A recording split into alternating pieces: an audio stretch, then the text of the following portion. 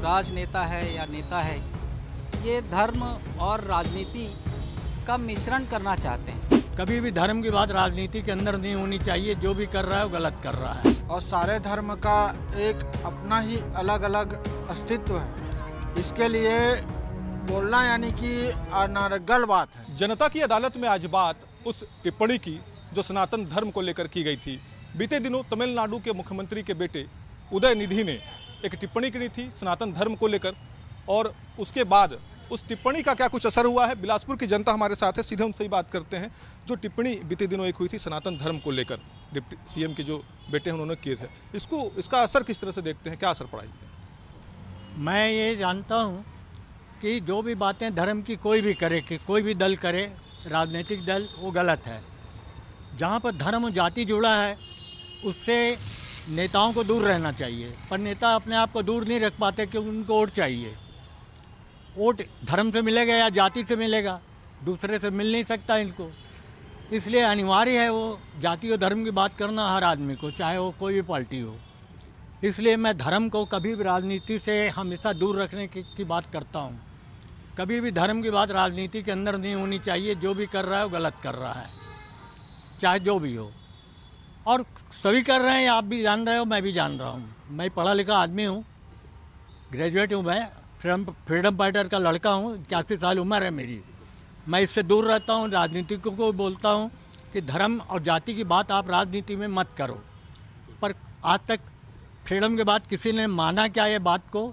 आप भी जानते हैं, मैं भी जानता हूँ कि किसी ने नहीं माना, क्योंकि सबको वोट चाहिए, कुर्सी चाहिए, पैसा चाहिए, शोहरत चाहिए, पद चाहिए, पैसा चाहिए, शोहरत चाहिए। मैं इसलिए बचपन से अपने आप को पद, पैसा, शोहरत से दूर रखा हूँ। शतरंज से जोड़ लिया हूँ। पूरी ज़िंदगी शतरंज खेलते बिता दिया। इंटरनेशनल लेवल का प्लेयर हूँ।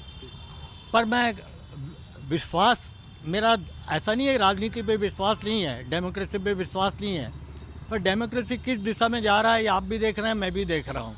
बहुत खतरनाक मोड़ पे है हमारी डेमोक्रेसी, ये आप मानिए। लोकतंत्र यहाँ पर खतरनाक मोड़ पर है। आप किस तरह से देखते हैं जो टिप्पणी हुई थी, क्या कुछ इसका असर जो है समाज पर? समाज पर इसका असर तो ज़रूर पड़ेगा, क्योंकि जो राजनेता है या नेता है, ये धर्म और राजनीति का मिश्रण करना चाहते हैं। धर्म में राजनीति का और राजनीति में धर्म का, जबकि ये दोनों बिल्कुल ही एक अलग अलग पहलू है और इनको अलग अलग ही रहना चाहिए। न धर्म में राजनीति आनी चाहिए, न राजनीति में धर्म का प्रवेश होना चाहिए।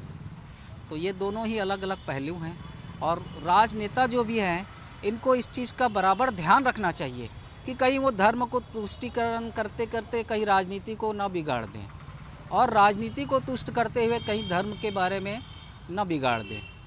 तो मैं चाहूँगा कि ये राजनेता है, ये इन दोनों को अलग अलग ही रखें तो ज़्यादा बेटर है। जनता भी ये चाहती है और सभी चाहते हैं, क्योंकि धर्म एक बहुत ही अलग चीज़ है राजनीति की अपेक्षा। बताइएगा, जो टिप्पणी उन्होंने किया था, कैसे देखते हैं समाज में उसका क्या असर, क्या प्रभाव पड़ा? समाज, हिंदू समाज में तो उसका नकारात्मक प्रभाव पड़ रहा है। इसलिए कि जो सनातन धर्म को मानने वाले हैं पहले से आदिकाल से लेकर के अभी तक, तो उनके लिए तो ये ठीक नहीं है। और जो नहीं मानते, अपने आप को और कुछ मानते हैं, तो उसके लिए कोई फर्क नहीं पड़ना। उसको कोई माने उसका वो तो ऐसे कोई फर्क प्रभाव नहीं पड़ेगा। जो हिंदू धर्म को मानने वाले हिंदू हैं तो उसके लिए तो ये बहुत बड़ा माने वक्तव्य है, बहुत गलत वक्तव्य है, गलत टिप्पणी है मेरे ख्याल से। बिल्कुल गलत टिप्पणी है। आप किस तरह से देखते हैं जो टिप्पणी उनके द्वारा की गई है, समाज पर इसका क्या असर, क्या प्रभाव पड़ रहा है? मैं ये मानता हूँ कि जब भगवान धर्म की स्थापना किए हुए हैं, धर्म मतलब धर्म में सारे धर्म आते हैं, और सारे धर्म का एक अपना ही अलग अलग अस्तित्व है। इसके लिए बोलना यानी कि अनर्गल बात है। इसके लिए जो तमिलनाडु के जो नेता के बेटे हैं उनको माफ़ी मांगना चाहिए। देश की जनता से उन्हें माफ़ी मांगना चाहिए। ऐसी बातें नहीं करना चाहिए।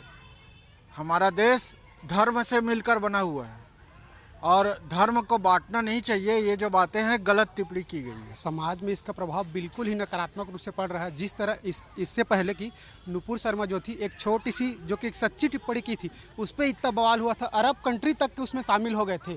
लेकिन एक उदयनिधि और स्टालिन जिसका बेटा इतना बड़ा बात बोलता है लेकिन पूरा देश मौन है, हिंदू समाज पूरा सोया हुआ है। एक टिप्पणी भी अपनी आवाज़ एकदम ऊंची तरीके से नहीं उठा रहा है, लेकिन वो जो देश की बेटी नुपुर शर्मा थी उसको आज को छुप छुप के रहना पड़ रहा है। और उदयनिधि खुला घूम रहा है। और एक हमारे वो क्या थे, मनीष शर्मा पत्रकार थे, उसके ऊपर एनएसए लगा दिया गया था एक छोटी सी बात पे, जो कि न्यूज़ को देख के बोले थे, लेकिन ये एकदम प्रत्यक्ष रूप से बोले हैं और विपक्ष इंडिया जो है उसको पूरा समर्थन कर रहा है। उसके बावजूद उनके ऊपर न तो एक कार्यवाही हो रहा है और सनातन धर्म के ऊपर इतना बड़ा टिप्पणी आज तक कोई नहीं किया है। डेंगू मलेरिया जैसे अब शब्दों का प्रयोग किया जा रहा है, लेकिन फिर भी उनके ऊपर कुछ नहीं हो रहा है। बिल्कुल, आप किस तरह से देखते हैं जो टिप्पणी की गई है, जिस तरह से सनातन धर्म को लेकर कहा गया है? विश्व का जो सबसे प्रथम धर्म माना जाता है वो सनातन धर्म को माना जाता है, तो इस पे इस टाइप का जो टिप्पणी किया है ये घोर निंदनीय है और उनके ऊपर कार्रवाई तो करना ही चाहिए।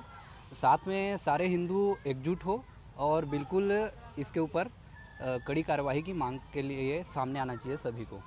बिल्कुल, तो जनता की अदालत में आपने बिलासपुर की जनता को सुना। जिस तरह से सनातन धर्म को लेकर टिप्पणी की गई थी उसको लेकर समाज यहाँ पर आक्रोशित है। इसके साथ ही सभ्य समाज में ऐसे टिप्पणी, ऐसे बयानों की निंदा की जा रही है, इसको अस्वीकार्य माना जा रहा है। कैमरामैन सतीश मिश्रा के साथ जितेंद्र थवाइट, IMC 24 बिलासपुर।